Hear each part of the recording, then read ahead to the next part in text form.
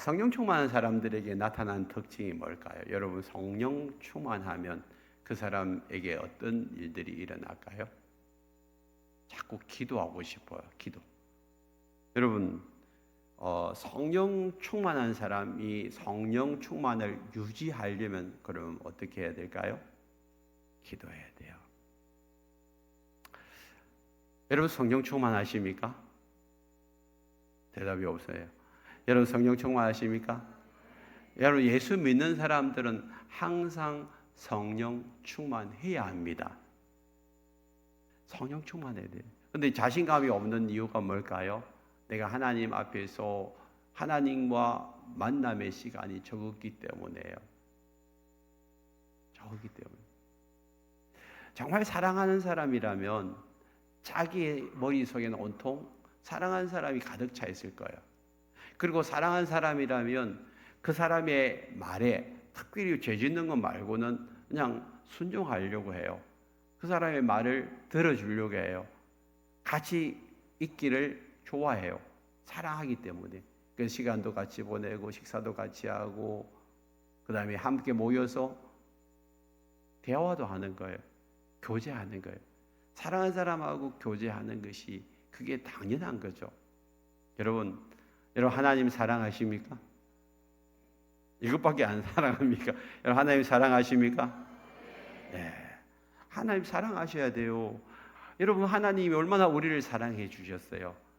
그 사랑을 안다면 우리도 하나님을 당연히 사랑할 수밖에 없어요. 사랑하기 때문에 하나님과 함께 교제하는 거예요. 하나님과 함께 시간을 보내는 거예요. 그게 기도예요. 하나님 우리를 사랑하셨기 때문에 나도 하나님을 사랑하는 거예요. 그럼 사랑하는 사람과 함께 만나가지고 교제하는데 교제할 때 가장 중요한 것이 뭘까요? 눈만 멀뚱멀뚱 쳐다봅니까? 뭐예요? 사랑하는 사람 만나가지고 서로 차 한잔하면서 대화하잖아요. 대화. 그게 여러분 교제의 핵심입니다. 대화하는 거예요. 기도는 대화입니다. 하나님과 대화하는 거예요. 여러분 대화하면서 가장 중요한 게 뭘까요? 저 사람의 마음을 내가 알고 나도 저 사람의 마음을 아는 거예요. 그러면서 하나가 되어져 가는 거예요. 하나가 되어져. 하나 되어가지고 정말 행복하게 사는 사람들요 보면 정말 대화를 잘해요. 그리고 그 사람의 마음을 읽어요. 그 사람의 마음을 알아요. 그리고 그 사람 마음과 함께 이신전심에 같이 마음을 나누는 거예요. 대화는 마음을 나누기 위해서 하는 거예요. 그리고 하나 되기 위해서 하는 거예요. 서로 자기가 옳다고 주장하는 것을 대화라고 안 해요. 그건 논쟁이라고 하고요. 그건 다툼이라고 하는 거예요. 여러분 대화는요.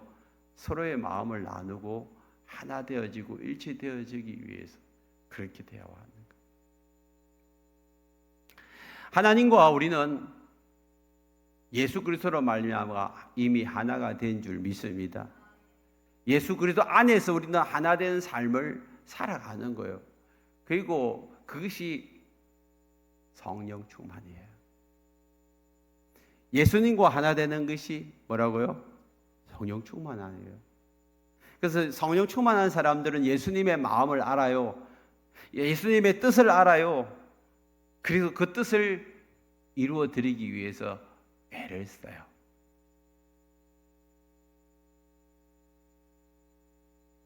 여러분 자녀 중에 참 마음에 쏙 드는 자녀가 있다면 왜 마음에 들어요? 얼굴이 예뻤어요? 잘났어요? 출세해서? 아니잖아요.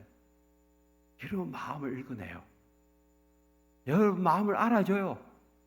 그리고 여러분하고 가까이 지내려고 애를 써요. 그런 자녀 좋아요, 안 좋아요? 좋지요.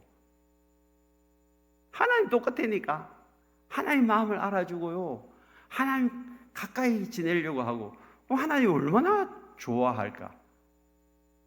늘 하나님 생각밖에 없어. 늘 하나님 생각. 그러면요 하나님이 뭘 더 주고 싶은 거요? 그게 성령 충만이에요. 늘 내 생각 속에서 하나님이 그냥 떠오르고 하나님과 대하고 싶고 하나님과 가까이 하고 싶고 하나님하고 교제하고 싶고 하나님 만나고 싶고 하나님 예배드리고 싶고 그런 사람이 성령 충만이라니까요. 성령 충만. 늘 하나님 생각이 떠올라. 그럼 여러분 눈을 감으면 뭐부터 떠올라요? 하나님부터 떠오르다면 그 사람은 성령 충만이에요. 자식이 떠오르고 남편이 떠오르고 세상의 일들이 떠오르고 직장이 떠오르고 막 복잡한 문제들이 떠오르고 여러분 아직 성령으로 충만하지 못해서 그래요.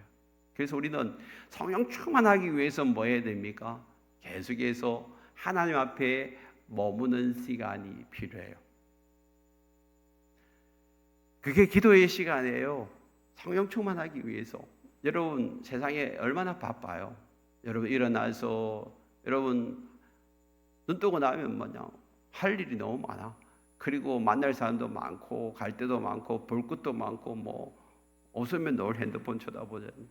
그러니까 하나님과 대화하고 만나고 교제할 시간이 의외로 없어요. 그리고 시간이 없어서 잘 못해요. 일주일 동안 여러분 얼마나 하나님과의 만남의 시간을 가졌나요? 저는 목회를 하면서 성령 충만한 사람들을 많이 만나요. 그런 사람들이 여러분 일주일 동안 하나님 잊어버리고 주일 하루 와서 예배 드리고 성령 충만한 사람은 한 사람도 못 봤어요. 매일마다 하나님 앞에 나와서 하나님을 만나려고 애를 쓰고요. 시간을 보내고 그분을 묵상하고 그런 사람들이 성령 충만해요. 여러분 성령 충만한 사람들에게서 나타나는 중요한 특징이 뭔 줄 아세요? 그 사람을 통하여서 하나님이 일하시기 시작해요. 그 사람을 통하여서 하나님의 역사가 나타나기 시작해요. 그 사람을 통하여서 놀라운 일들이 일어나요. 오늘 또 여러분 성령 충만한 베드로와 요한을 통하여서 날 때부터 걷지도 못한 사람이 이 베드로와 요한을 통하여서 일어나서 걷기도 하고 뛰기도 하고 막 이러니까요. 사람들이 여러분 깜짝 놀라는 거예요.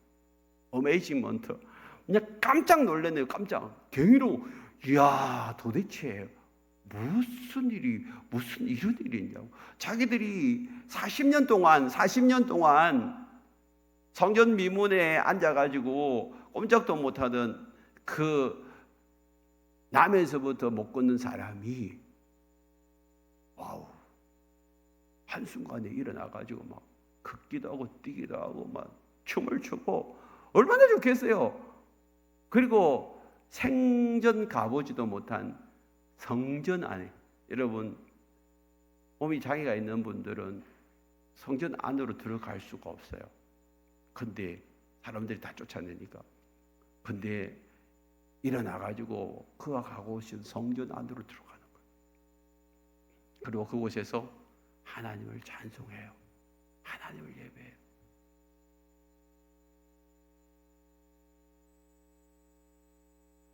얼마나 가보고 싶겠어요. 그도 유대인인데. 그리고 얼마나 그가 하나님을 만나고 싶었어요.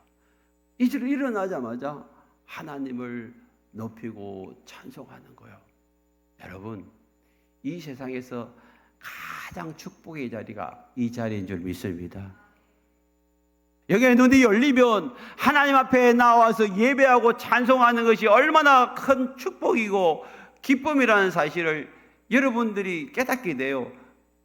오늘 이 자리가 얼마나 귀한 자리인지 알고 오신 분들과 아이고 오늘 주일이니까 어쩔 수 없이 교회 가자. 1시간 빨리 예배 드리고 이제 또 내가 할 일을 해야지 라고 생각하고 이 자리에 온 사람하고는요 예배 드리는 태도가 달라요. 하나님 앞에서 감격하고 감사하고 기뻐하고 절구하는 그 모습이 여러분 예배의 자리인 줄 믿습니다. 그 은혜가 여러분 속에 있어야 돼요.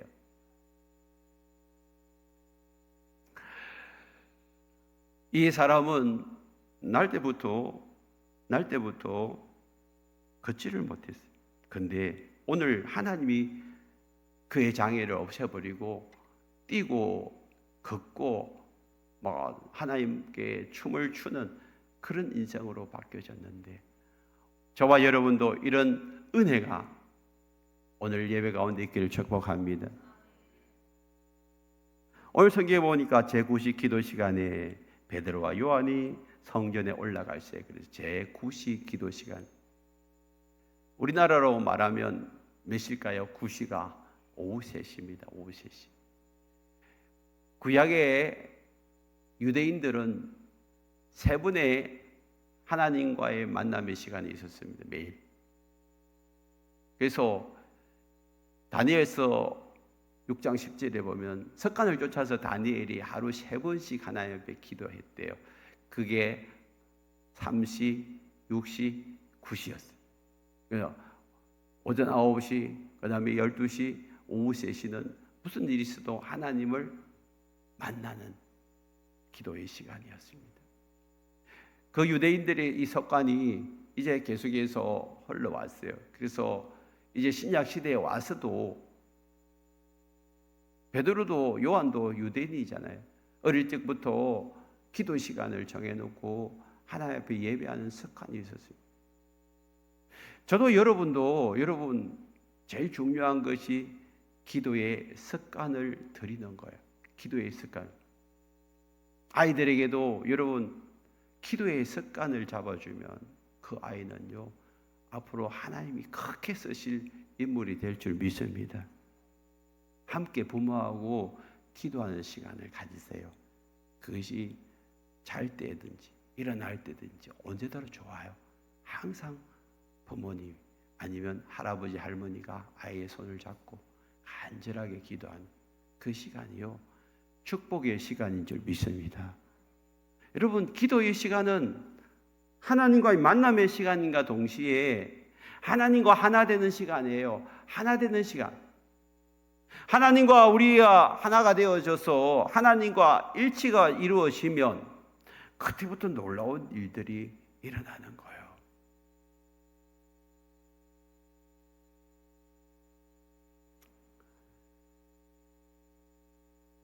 기도를 통하여서 하나님의 역사를 일으키는 이 요한을 또 이 베드로를 보십시오. 그들은 성전에 올라가면서 2절에 보니까 나면서부터 못 걷게 된 일을 사람들이 메고 왔어요. 이는 성전에 들어가는 사람들에게 구걸하기 위하여 날마다 미문이라는 성전 문에 두는 자라.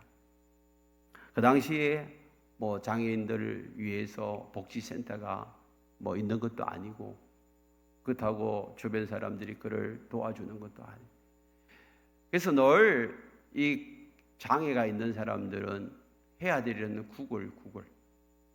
그래서 구걸을 통해서 그들의 생계를 연명을 해 나가는 거예요. 그래서 그가 성전 미문에 앉아서 성전에 들어가는 사람들에게 긍휼을 베풀어 달라고 이 손을 벌리고 있는 것이죠.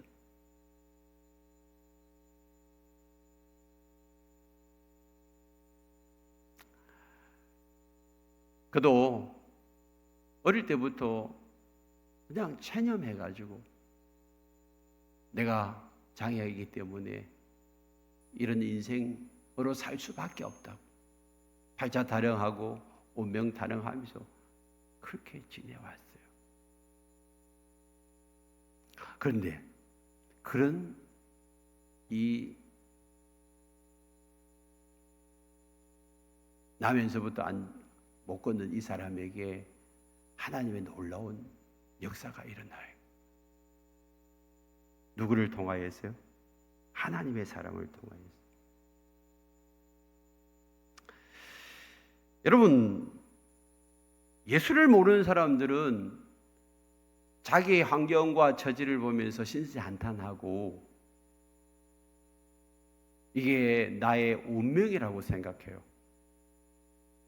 그러나 예수를 믿고 있는 사람들은 여러분 하나님의 능력을 알기 때문에 지금 내 인생에 힘들고 어렵고 장애가 있는 것을 뛰어넘는 그런 은혜를 구하는 자인 줄 믿습니다. 여러분, 하나님을 만나면 내 인생의 변화가 일어납니다. 지금 이 구걸하는 이 인생을 살던 이 사람이 하나님의 사람인 베드로와 요한을 통하여서 그 인생의 한계를 뛰어넘기 시작합니다. 장애를 극복하기 시작한단 말이에요.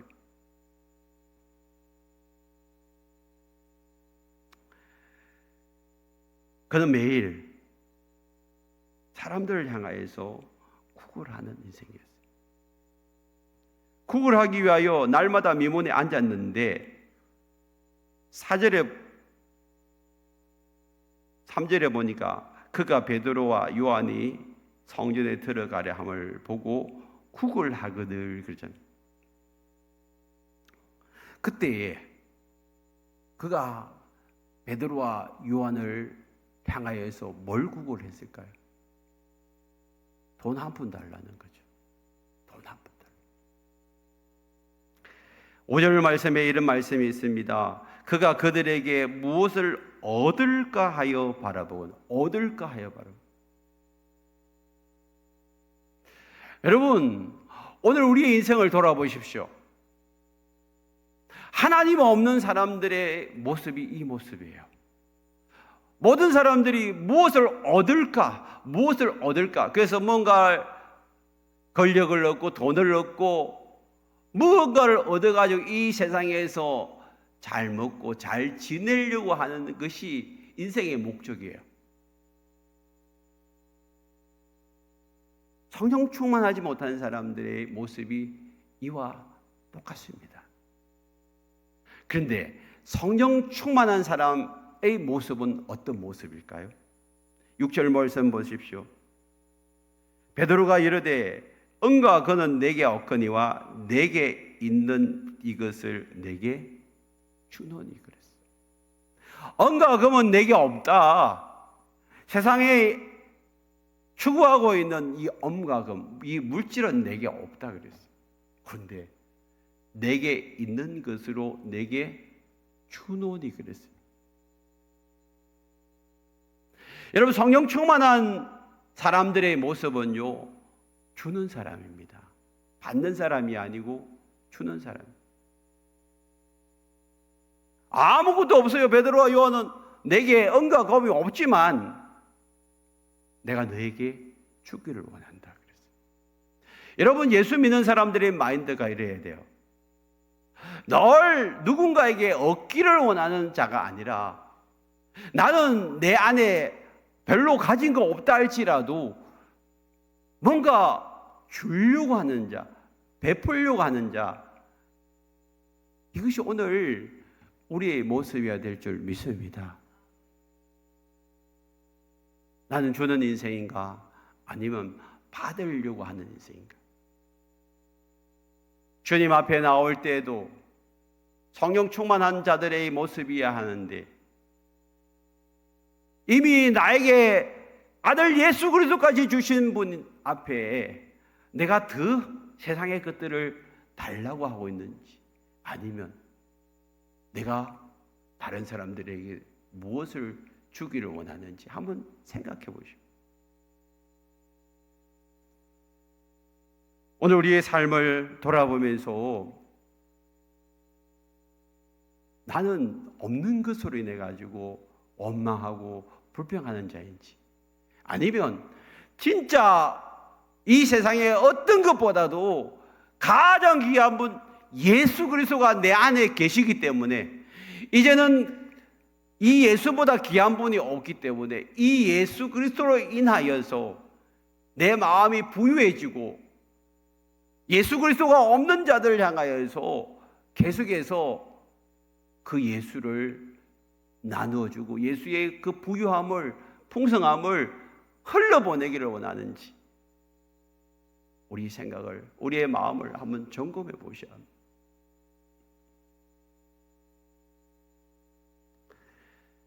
성전 미문에 앉아서 몸이 장애인 것도 불쌍한데 거기다가 구걸하고 있으니까 얼마나 더 불쌍해요.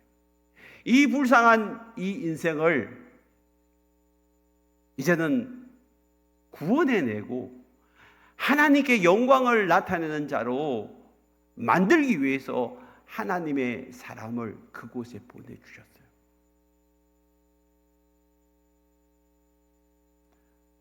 성령 충만한 자들에게서 여러분 한 사람 한 사람이 그 삶의 묶임과 눌림과 사로잡힘에서 풀려나게 돼 있어요. 성령 충만해야 될 이유가 바로 여기에 있는 거예요. 오늘 우리 주변을 보십시오. 육적인 한계에 부딪히고 영적인 한계에 부딪혀가지고 여러분 체념하고 넘어지고 그 자리에 머물러 있는 사람들이 얼마나 많이 있어요.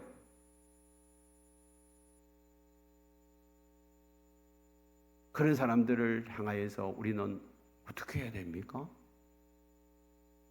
베드로와 요한처럼 담대하게 그들을 향하여서 여러분 그 묶임에서 우리는 풀어주고 갇힘에서 놓아줘야 될 줄 믿습니다. 그것이 성령 충만한 자들의 모습이에요. 베드로와 요한은 성령 충만하지 않을 때는 쫄짱보였습니다. 어떻게 하면 나를 위해서 살아갈까? 그 고민에 빠져 있었는데 성령 충만한 이후에는 어떻게 하면 주님을 위해서 살까? 어떻게 하면 나를 통하여서 하나님이 하시고자 하시는 그 일에 내 자신을 드릴까? 그 고민을 하는 거예요.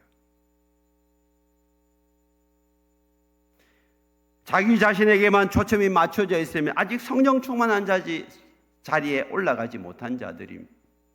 그러나 성령 충만한 자들은 주님에게 초점을 맞춥니다. 주님을 위해서 어떻게 살까? 주님이 기뻐하시는 삶이 무엇일까? 나를 통하여서 무슨 일을 하기를 원하실까? 그러면서 초점이 나에게서 이젠 주님에게로, 나에게서 이웃에게로 관심을 가기 시작하는 것입니다.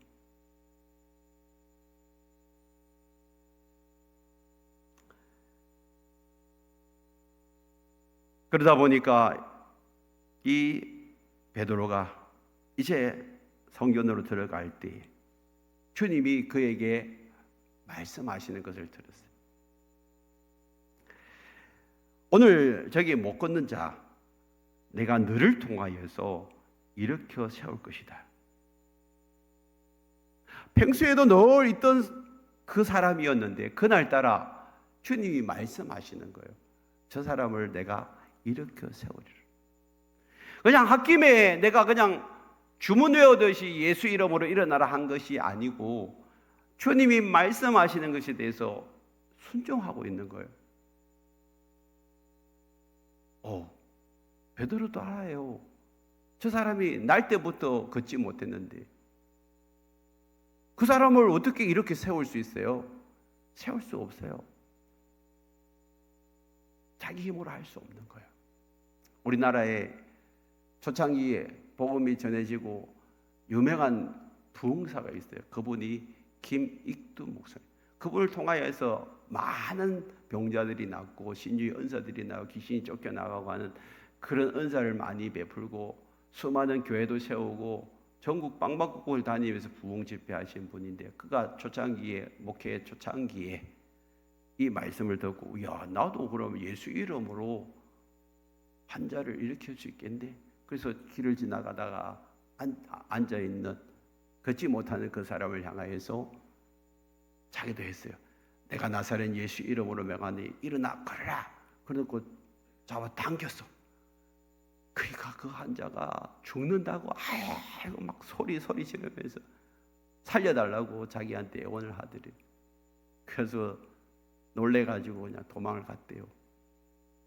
그리고 난 다음에 하나님 앞에 하나님 나도 말씀대로 기도하는데 왜 안 되냐고. 그때 하나님이 그에게 깨달은 것이죠. 내 마음을 가져야 된다. 주님의 마음과 그 사람의 마음이 일치가 되어져야 하나님의 역사가 일어나는데 주님의 마음은 무슨 마음일까요? 긍휼히 여기는 마음, 불쌍히 여기는 마음.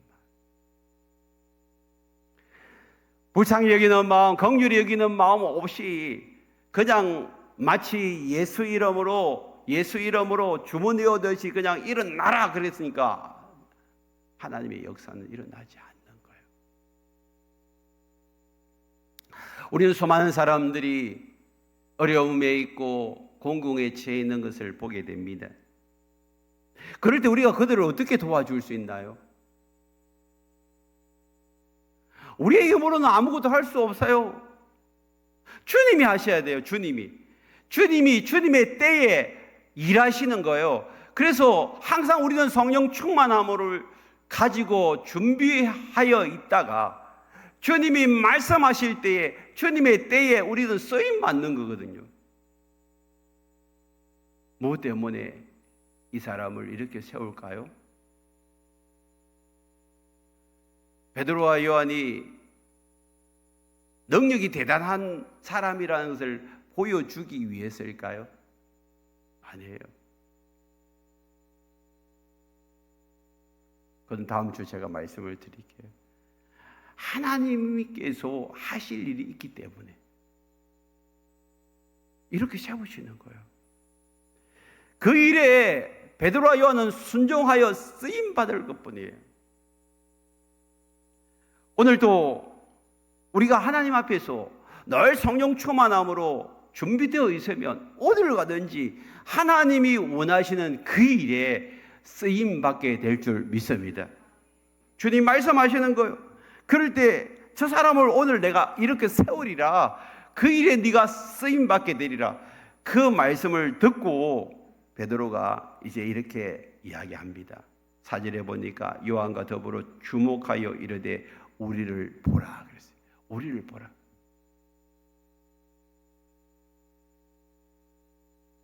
그 사람이 무엇을 얻을까 하여 바라봤는데 베드로가 이야기합니다. 이르되 언가 그는 내게 없거니와 내게 있는 것으로 내게 주노니 나사렛 예수 이름으로 일어나 뭐요? 걸으라.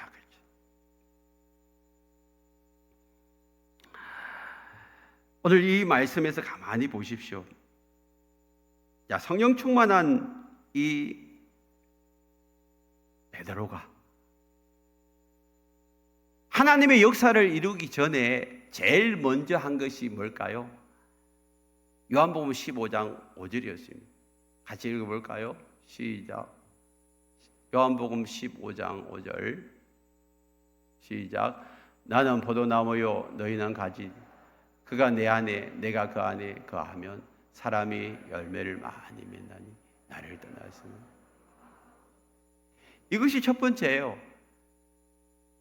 예수님이 내 안에 들어오는 순간에 내가 해야 할 일은 뭘까요? 예수님 안으로 들어가는 걸. 이것이 없으면 열매를 맺을 수가 없어요. 여러분 예수님을 내 마음속에 영접하잖아요. 그럼 예수님이 왕이에요. 여러분 집에 지금 왕이 없지만 여러분 옛날 이제 왕정시대 때 왕이 오면 사람들이 어떻게 할까요? 임금님을 모셔드려 가지고 자기 뭐 사랑채에다가 모셔드릴까요? 안방으로 모셔드릴까요? 응? 몰라요? 안방으로 모셔드리죠. 그리고 그 임금님을 모시고 난 다음에 신하들과 그 밑에 모든 백성들이 임금님 앞에 어떻게 해요? 사극도 안 보셨어요. 절을 하잖아요. 그 임금님 앞에 다 절을 해요. 그게 예수님 안으로 들어가는 거예요. 예수님이 내 안에 들어왔으면 우리는 뭐요? 예수님 안으로 들어가야 돼요. 그 예수님 안으로 들어간다는 것은 예수님 앞에 내 마음과 정성을 다하여 엎드려서 절하는 거예요. 그분을 높이는 거예요. 여러분, 그것이 예수님을 내 마음에 모셔드리는 것 똑같은 거예요. 그럴 때에 그 사람에게는 많은 열매들이 맺어진다. 오늘 우리의 삶 속에서 하나님의 역사가 드러나지 않는 이유는 전적으로 하나님 앞에 내 삶을 온전히 드리지 않기 때문에요. 그분 앞에 겸손하게 엎드려서 하나님을 높이고 경배하는 삶을 살지 않기 때문에 우리에게는 하나님의 역사가 일어나지를 않는 거예요. 온전히 하나 되어서 주님의 마음을 그가 내 마음에 받아들이는 그 순간 믿음의 확신이 생기는 거예요. 믿음의 확신. 그래서 예수 그리스도의 이름으로 명하노니 일어나 걸으라. 만약에 안 걸으면 얼마나 쪽팔려요. 얼마나 주변 사람들로부터 망신을 당하냔 말이요. 그런데도 불구하고 그렇게 하는 것은 그에게 믿음이 있기 때문에. 그러고 난 다음에 그냥 가버릴 수도 있어. 그런데 어떻게 해요? 7절에서 오른손을 잡아 일으키고 있어요. 자, 이 행위가 중요한 거예요. 많은 사람들이 믿음 이야기하면서 말로 거칠 때가 많이 있습니다. 믿음은 말로 하는 게 아니에요. 행동을 하죠. 행동을. 마가복음 11장 24절을 볼까요? 그게 보면 그러므로 내가 너희에게 말하노니 무엇이든지 기도하고 구하는 것은 받은 줄로 믿으라. 그리하면 너희에게 그대로 되리라. 여러분, 그대로 되기 위해서 우리가 믿어야 되는데 이 믿음은 행동을 동반한 믿음이에요. 야고보서에 보면 행함이 없는 믿음은 거짓 믿음이라고 했어요. 우리가 믿는다고 말하면서 말로만 믿는다고 행동으로 나타내지 못하는 사람들이 너무 많습니다.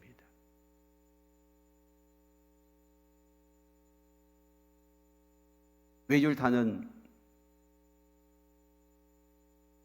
그 사람이 폭포를 지나왔다 갔다 하면서 그냥 사람들에게 재주를 보이다가 이제 나를 믿는다면 내 등에 한번 타보세요 하니까 아무도 안 타요. 그런데 누가 탄 줄 아세요? 그 아들이 탔어요. 외줄 타기 아들이 나는 아빠를 믿어요 하면서 그 아빠 등에 딱 탔어요. 그게 믿는 거예요. 하나님이 우리에게 말씀하실 때 그 말씀에 대해서 믿는다면 행동으로 나타내 보여줘야 된다니까. 자, 베드로가 어떻게 하죠? 예수 이름으로 걸으라 하고 갑부를 쓴 게 아니라 어떻게 해요? 오른손을 잡아 일으켰어요. 그 사람이 일어날 줄 믿고 그는 기도하면서 확신을 가졌어요. 하나님이 그에게 말씀하셨고 하나님이 이 사람을 일으켜 줄 것이라는 믿음의 확신을 가지고 있었기 때문에 행동으로 나타내 보인 거예요.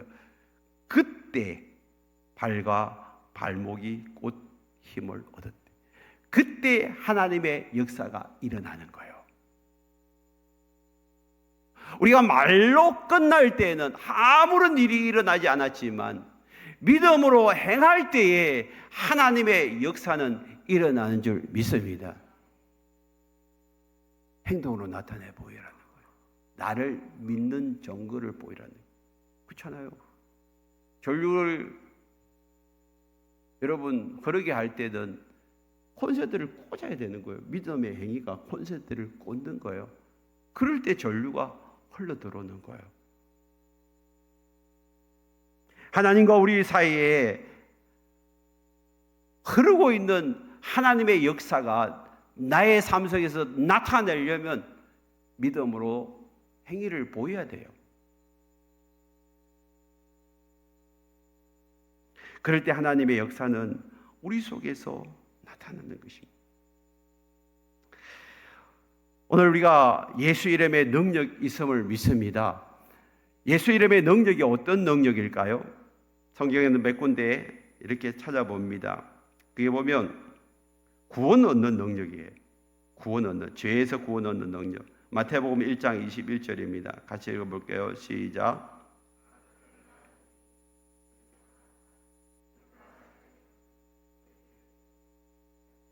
예, 이름을 예수 이름 자체가 죄에서 구원할 자라는 뜻이에요. 우리를 죄에서 구원하시는 능력이 있어요. 두 번째, 요한복음 20장 31절 시작. 하나님의 아들 그리스도이심을 믿게 하려 함이요 또 너희를 믿고 그 이름을 힘입어 예수 이름에 힘입어 생명을 얻는 거예요. 또 생명을 얻는 것. 세 번째는 요한복음 1장 12절 시작.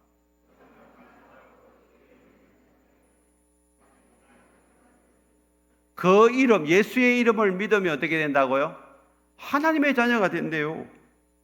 또 마가복음 16장 17절로 18절 시작.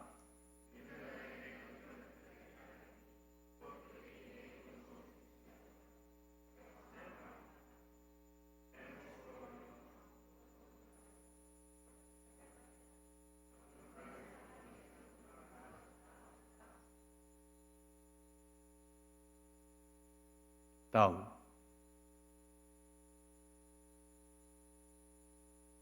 끝까지 18절. 하나님 앞에서 병든 자들이 무슨 독을 뱀을 집을지라도 시작.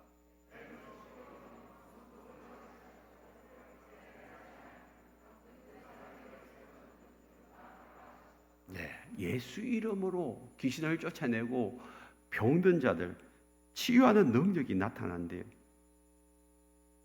그런 능력들을 예수 이름 앞에, 예수 이름 안에 두고 계시는 거예요. 뿐만 아니라 요한복음 14장 13절, 요한복음 14장 13절 시작.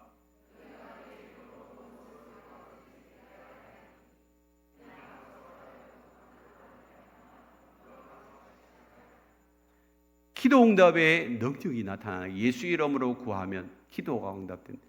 예수 이름 안에 이런 능력들을 다 감추어 놨어요. 이런 능력들을 감추어 놨는데 왜 예수 이름으로 기도하는데도 불구하고 능력이 나타나지 않고 병자도 안 낫고 그럽니까? 예수 이름이 주문이 아니에요. 마법을 행하는 주문이 아니란 말이에요.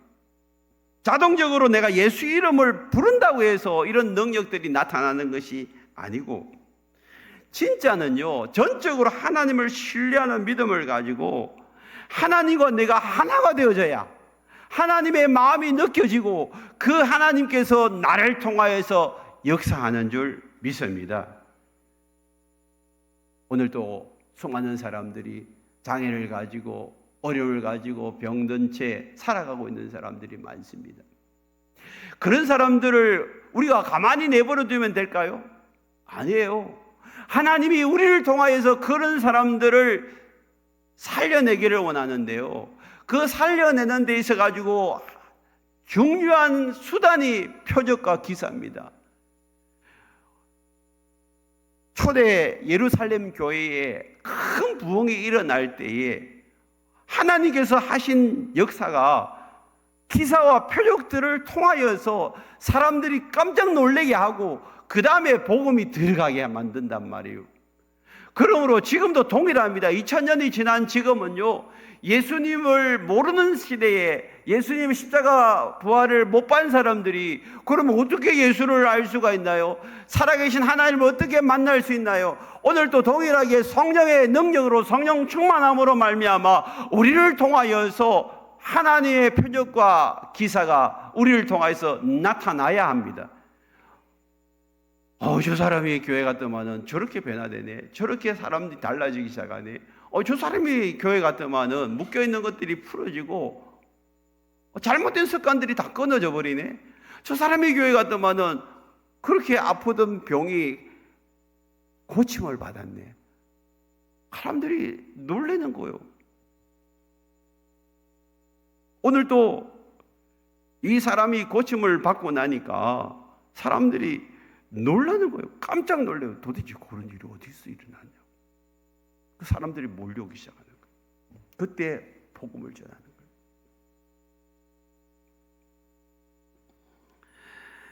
오늘 우리가 이 땅을 살아감에 있어서 여러분, 하나님의 능력이 나타나면 어떤 일이 일어날까요? 8절을 볼까요?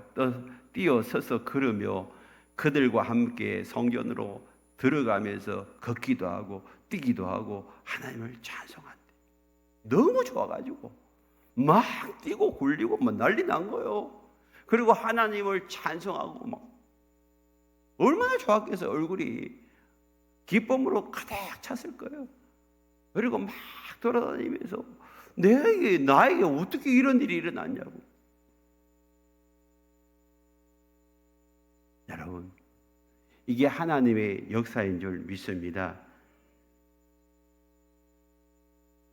오늘 우리가 예수를 믿으면서 먼저 내 안에 있는 이 장애가 풀려나서, 장애에서 풀려나서, 묶임에서 풀려나서 이 나면서부터 걷지 못하는 이 사람처럼 우리 안에서 먼저 하나님을 경험하고 기쁨이 흘러 넘치기를 바랍니다. 근데 이 사람이 나은 것은 자기의 믿음이 아니에요. 하나도 믿음이 없었어. 그런데도 불구하고 누구를 통하여서? 하나님의 사람들을 통하여서 나음을 얻어버렸어. 그럼 지금은 우리 주변에 육적으로 묶여있고 영적으로 묶여있는 사람들, 하나님을 전혀 모르는 사람들을 풀어내고 장애를 뛰어넘게 하고 한계를 뛰어넘게 하고 그들로 하여금 기쁨이 넘치게 하고 하나님을 찬송하게 하기 위해서 저와 여러분들을 불러주신 줄 믿습니다. 그러므로 우리가 해야 할 일은 뭘까요? 하나님의 영이 우리 가운데 충만하게 임하고 성령 충만하여서 나가서 어떻게 해요? 포로된 자를 자유케 하고 눌린 자, 갇힌 자들을 놓아주는 그 일을 우리가 해야 할 줄 믿습니다. 그렇게 하고 나면 사람들이 깜짝 놀라는 거예요. 9절 보세요. 모든 백성이 걷는 것과 하나님을 찬송함을 보고 10절에서 그가 본래 성전 미문에 앉아 구걸하는 사람인 줄 알고 그에게 일어난 일로 인하여 심히 놀랍게 여기니라.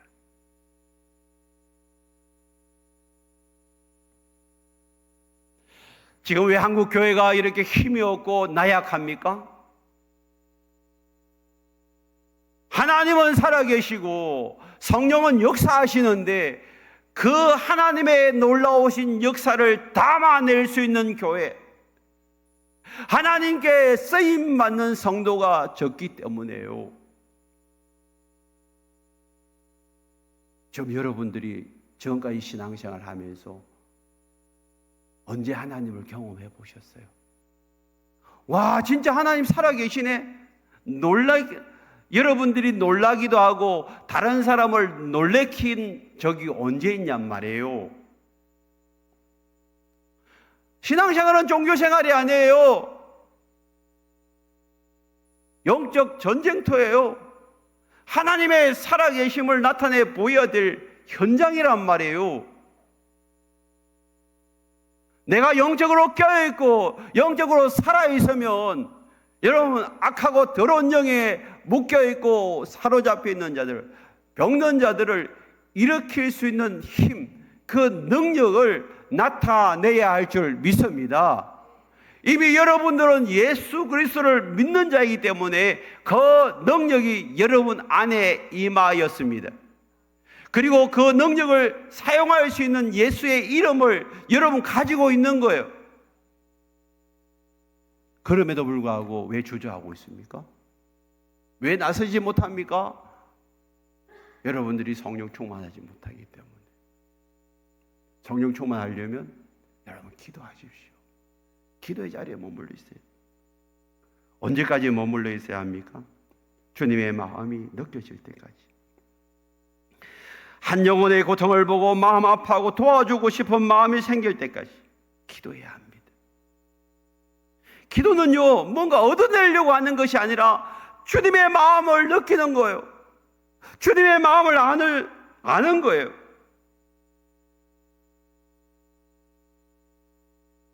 그때까지 기도하십시오. 주님께 집중하십시오. 시간을 내 가지고 주님 앞에 집중해서 기도하십시오. 그리고 성령으로 기도하십시오. 주님의 마음이 느껴지려면 성령으로 기도해야 돼요.